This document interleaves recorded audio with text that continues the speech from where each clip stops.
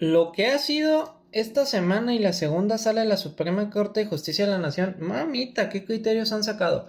Ya vi en el video anterior respecto al criterio que sacó la segunda sala respecto a la devolución de impuestos y la negativa por parte del SAT o de otras autoridades tratándose de por procedimientos formales.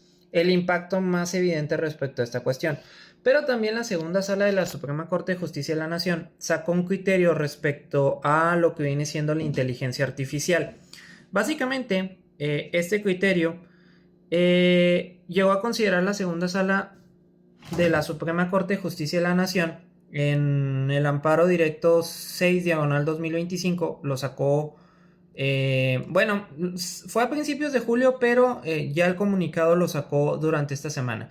Y en términos generales, la Suprema Corte o la segunda sala de la Suprema Corte considera que las obras generadas exclusivamente por inteligencia artificial no pueden ser protegidas por derechos de autor según la Ley Federal de Derechos de Autor en México.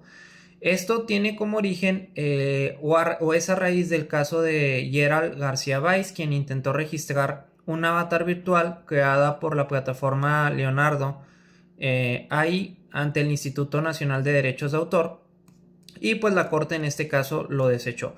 El argumento de la Corte es que solamente las personas físicas pueden ser consideradas autoras, ya que la creatividad protegida por la ley requiere individualidad, personalidad, emociones, experiencia, intelectos humanos, etc. En consecuencia, las obras generadas por inteligencia artificial son de dominio público, lo que se permite su uso libre y gratuito sin necesidad de autorización o pago. Esto se fundamenta en que las obras no son creaciones originales en el sentido legal y que hay una intervención humana significativa. Sin embargo, la propia Corte señala que, aunque las obras creadas únicamente por inteligencia artificial no son registrables, cuando existe una intervención humana sustancial, como edición, selección o aportes significativas, podrían ser protegidas. Obviamente la Corte no especificó cuál es el alcance, cuál es el límite o cuál es el límite entre ser protegido y el límite entre no. Software y programas que generen inteligencia artificial sí pueden ser registrados, no los productos resultantes de su uso, y los derechos morales. La inteligencia artificial no puede ser titular de derechos morales porque son exclusivas de las personas físicas. Ahora, esto en teoría, pues básicamente suena hasta cierto punto fácil. En la práctica es y va a ser un completo desmadre. Cuando la Corte se pone a resolver asuntos donde realmente los ministros tienen poca idea o no están especializados, se nota. Y este tipo de cuestiones se nota muchísimo. Ahora, la segunda sala está compuesta por Lenia Batres, por Yasmín Esquivel y aparte por otros ministros que, con el debido respeto, no tienen los conocimientos necesarios para este tipo de cuestiones. Normal que sacaran una resolución así. Pero bueno, ¿qué desventajas hay con esto? Lo primero, lo más esencial, es lo que viene siendo la incertidumbre jurídica. La falta de criterios claros sobre lo que constituye una intervención humana significativa. Ya otros usuarios de esta red social, como por ejemplo Paco Web, han mencionado las circunstancias en donde es muy difícil hacer una distinción entre intervención humana significativa y lo que viene siendo un propio trabajo de la inteligencia artificial. Por ejemplo, si yo me pongo a hacer en la inteligencia artificial de Twitter lo que viene siendo una tesis donde el 80% del trabajo esté sustentado en mis conocimientos y el 20% en la inteligencia artificial, ¿eso se considerará una intervención humana significativa o no? ¿Qué pasa si en este caso hay una inteligencia artificial que revise mi tesis y que considere, no sabes qué, no fue el 80%, yo considero aquí elementos que hay una mayor intervención de una otra inteligencia artificial, entonces baja un 70-30? ¿Eso ya es intervención humana? ¿Eso ya no es intervención humana significativa o sí? Y es un ejemplo muy burdo. Hay situaciones mucho más delicadas relacionadas con propiedad intelectual, relacionadas con actividades proactivas o lo que viene siendo actividades de emprendimiento, relacionadas incluso hasta con derechos fundamentales, en donde eso de la intervención humana significativa es algo demasiado ambigua, sobre todo para la gente que maneja las inteligencias artificiales como una herramienta pues sumamente cotidiana para lo que son sus actividades. Obviamente la resolución no aborda ni cómo demostrar o validar el grado de intervención humana, lo cual puede dar pie a muchos conflictos legales o interpretaciones inconsistentes por parte de lo que viene siendo el INDAUTOR, el Instituto Nacional de Derechos de Autor. ¿Qué otro efecto puede tener esto?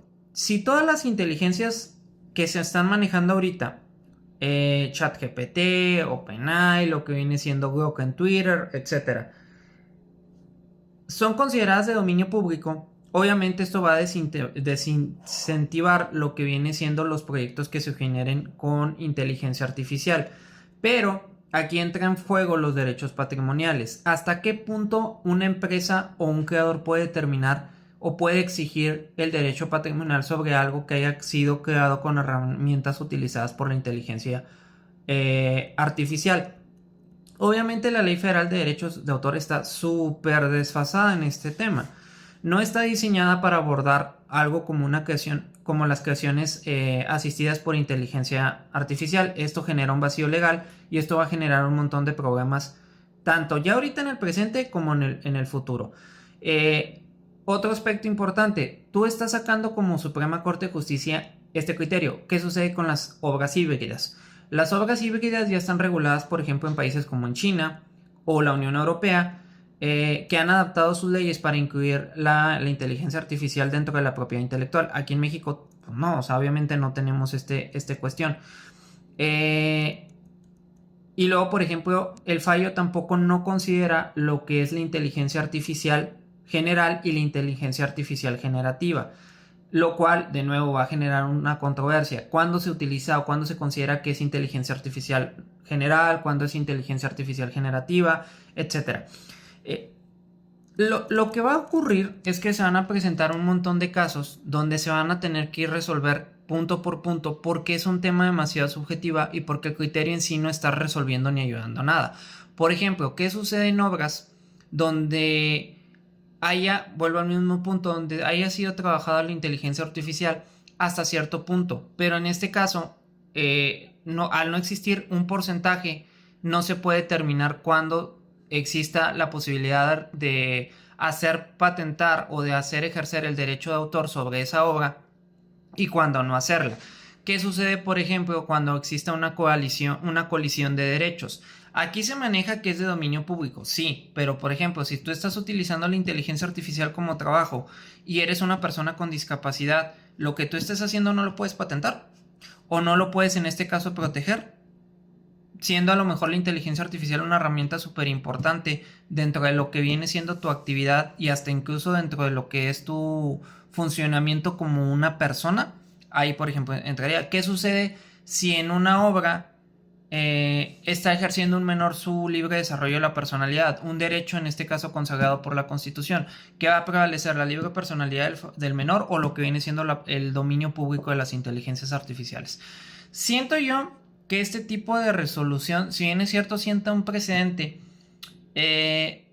la resolución fue demasiado amplia. Y pues básicamente no va a resolver muchas cuestiones. De hecho, deja muchos marcos legales y muchos vacíos. Abre muchas situaciones que van a generar vacíos legales en un futuro. Se van a venir los pleitos por la cuestión de que es que esto fue una obra, en este caso generada con inteligencia artificial hasta cierto punto. Es que esto aquí era necesario utilizar la inteligencia artificial porque implica una gran innovación, implica una gran generación de conocimiento, etc. ¿Qué es lo que va a determinar el gran grado de conocimiento, la gran generación de conocimiento, la intervención de la inteligencia artificial, la necesidad de que esa inteligencia artificial interviniera para crear una obra por razones de discapacidad, por razones de rezago, por razones de protección de algún derecho?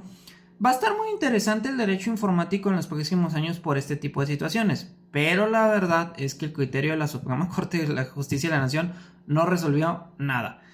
Sí, las inteligencias artificiales, todo lo que generen va a ser de dominio público, pero esa es la teoría. Habrá que ver caso por caso qué derechos intervienen, qué personas intervienen, cuál es la situación de las personas, para que se empiece a generar una especie de legislación o incluso de doctrina y jurisprudencia de la Corte en materia de este sentido.